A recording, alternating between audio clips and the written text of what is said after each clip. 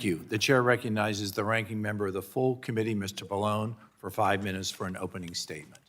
Thank you, Mr. Chairman. I cannot play along with whatever alternate reality exists in this hearing room for the Republicans today. In this very room earlier this year, Democrats fought for over 24 hours to try to prevent Republicans from taking health insurance away from millions of Americans and driving more hospitals to close across the country. And across the street in the Capitol, Republicans are teeing up a vote on a so-called health care bill this afternoon that does nothing to make people healthier or make health insurance more affordable. In fact, their legislation does nothing to prevent health care costs from skyrocketing for 20 million Americans and about 4 million Americans losing their health care altogether.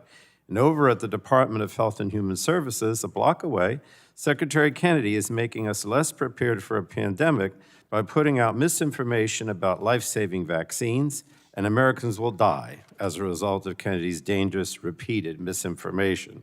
Now, today, this hearing is focused on biosecurity and pandemic threats and how AI might enable bad actors to develop bioweapons. I have very real concerns about these threats, but we can't ignore the immediate threat that the Trump administration and Secretary Kennedy have made us less safe and prepared across the board. And I simply have a hard time understanding why Republicans in the majority can hold an oversight hearing on hypothetical future threats from AI, but can't hold a hearing on current public health threats, such as the measles outbreak that's going on right now in at least 13 states. And across HHS, experts and scientists are being replaced by ideologues and quacks, frankly. Secretary Kennedy and his followers are personally demanding public health agencies abandon longstanding evidence-based recommendations on the safety of vaccines and demanding the HHS leadership to follow his anti-vaccine will. Now, we have an FDA that's being led by unqualified anti-vaxxers who are doing everything they can to scare people about the proven safety of vaccines and scaring off any drug manufacturer that we might rely on to develop treatments and new vaccines.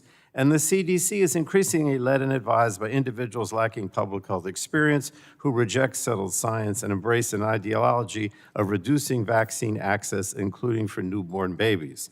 DOGE and Donald Trump's director of the National Institutes of Health froze or canceled thousands of grants, including funding for research on viruses, pandemic prevention, and vaccines.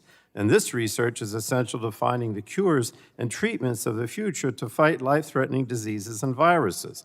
And finally, while we're going to talk about the risks that AI might generate if used by a bad actor to create bioweapons, President Trump issued an executive order just last week that threatens to sue and withhold funds to states that have put in place crucial guardrails for AI.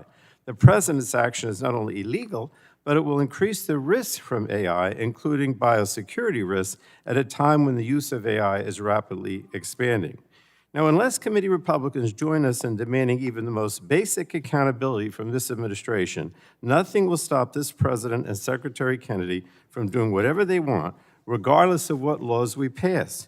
And under the Trump administration, our pandemic preparedness and public health systems have been decimated, and it's time for real oversight and accountability in this committee. This hearing is simply incomplete without testimony from Secretary Kennedy. We can't address this threat without hearing directly from the HHS Secretary. So pursuant to Clause 2K6 of House Rule 11, I move the Committee on Energy and Commerce issue a subpoena to HHS Secretary Robert F. Kennedy, Jr. to testify before this committee. Mr. Chairman, that is my motion.